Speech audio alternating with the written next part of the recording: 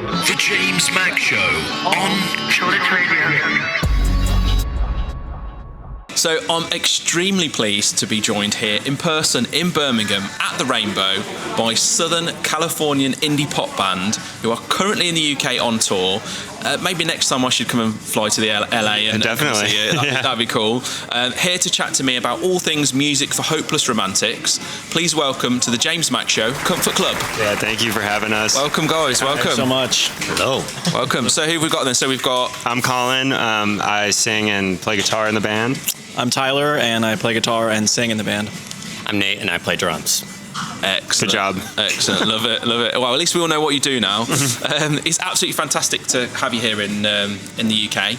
But how are you adjusting to kind of the British way of life? Because it's very different. Anything that's kind of weirded you out a little bit, maybe?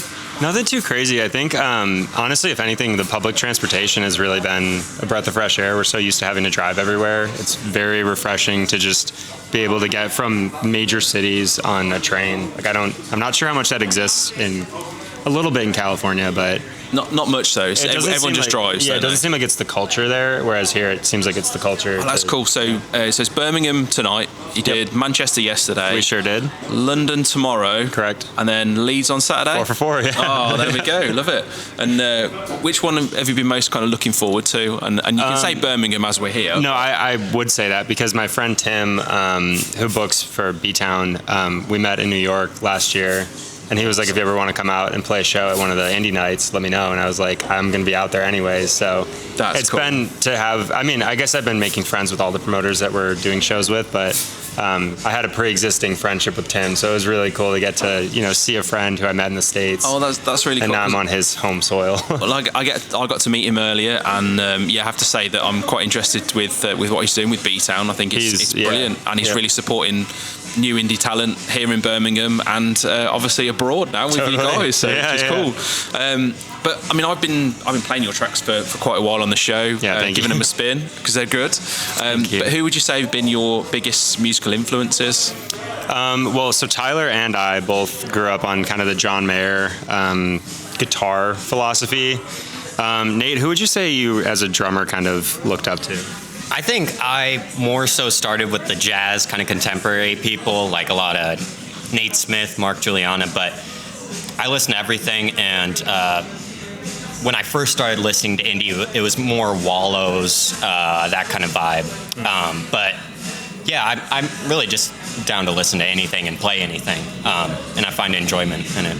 That's cool. Well, I could hear kind of the John Mayer influences when you were doing soundcheck, and I could definitely hear the jazz influences of your drumming. Which is cool because the jazz, I feel like the jazz background brings like a different live kind of element to the performance, where it's not, on the studio stuff, it's more like, I guess, pocketed pop kind of vibe, and then in the live setting, he can do those crazy hi-hat things and some snare stuff. There was a good solo definitely when we were doing the test for everything. That was cool. That was cool. And then this is literally my favourite question to ask every guest. So I've asked people from different indie bands that are established, new indie bands, celebrities, all sorts of people. But if there was going to be a movie made of your lives so far, who would play each of you and why? And it's a head scratcher, but it's a good question. You have an answer? I already know. Oh, go on, Nate. For sure. Who's it, Nate? Michael Cera. Michael Cera. Oh, yeah, I love Michael Cera. That's good. Absolutely. Do you have an answer yet? No. Cool, Tyler. Give me a second. Barack Obama or something like that. Like Morgan Freeman would be cool. Gosh, who would I... I would try to get Paul Mescal to play me. And that's like a real answer, and I feel bad for saying it. But although, and don't take this the wrong way, but I was getting Jesse Eisenberg kind of vibes. I appreciate that. I've got that before too, and he's one of my favorite actors. So I would appreciate that. He's a great actor. Mark Zuckerberg also would work. Maybe not. Didn't he play Mark Zuckerberg? Sorry, Zuck. We're sorry about that one. Yeah, Zuck, not gonna happen. Love it. And Leo DiCaprio, I think. Yeah. Oh, DiCaprio? sorry. Yeah, Tyler's got an answer. Yeah. Wow, that would be a crazy band. Leonardo DiCaprio, Michael Cera, and Mark Zuckerberg. But how good would that movie be? That would be like the most epic film ever. It would be incredible. Love it. And then, obviously, you guys are over here now, and I guess, is this kind of your full-time job, or do you have like normie jobs as well? We all have normie jobs. I do marketing and social media stuff for my day job. That's not Tyler a bad one. teaches guitar, and Nate just finished school, got his associate's degree. Well done. And he's going to try to do the music thing full time. So Trying to, yeah. and maybe Amazing. do some business stuff also. But Well, I think nowadays you have to be across social media, so you've got that kind of nailed. Sure. Obviously, teaching guitar, Yeah. you know how to play it, which is cool. Yep. And then definitely the business side of music is so important. So yeah, you've got all bases covered, definitely. What's kind of been the most memorable moment in your career so far, though? Apart from coming to Birmingham. no, of course. Might be.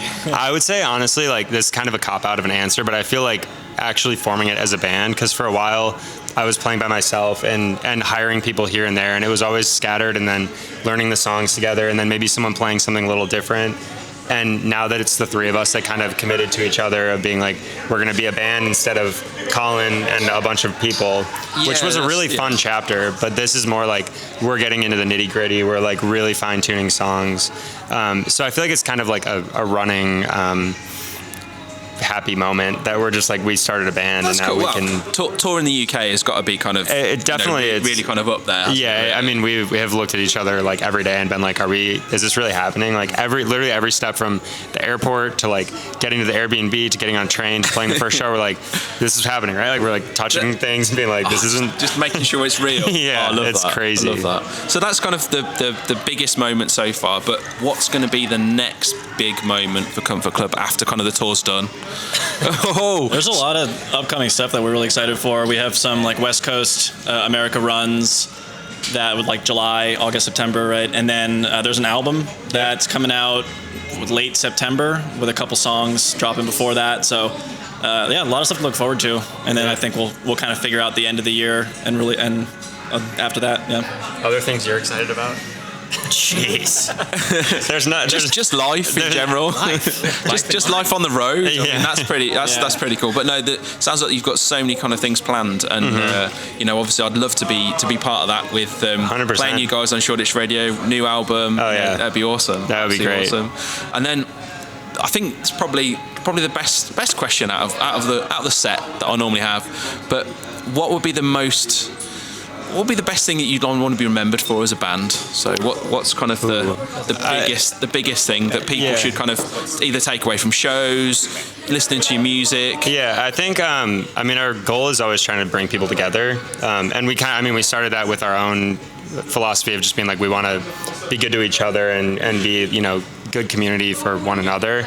And then just going out and playing these shows, like I think there's so much stuff going from here to here these days, and I think we're just really happy doing this and just having a couple people find out about it every day. And that's cool. It feels kind of building. Yeah, and it feels like manageable for us and for everybody else to be like, it doesn't need to be this like meteoric thing. It can just be like we're growing it little by little, and each experience holds the weight that it should. As Nate will tell you, organic growth in business. That's right. That's what it's about. That's right. That's what it's about. And calculus. Don't take him back to school. He's just passed calculus like a week ago. By like 2%. Hey, I couldn't do it, so you've done well. You've done well. Did there. good. Oh, amazing. Well, thank you so much for joining me here on the JamesMac Show, Colin, Tyler, and Nate. Absolute pleasure. I've enjoyed it. Hopefully you have too. It's been great. The best way to keep up with every new announcement from Comfort Club is to head over to Instagram and drop them a follow. They are at Comfort Club, and they've got a few more dates, as mentioned, before they head back to the US. So make sure that you catch them live whilst you can. But here on the JamesMac Show on your Shoreditch Radio is the very latest single from Comfort Club, Forever Proof. Thank you.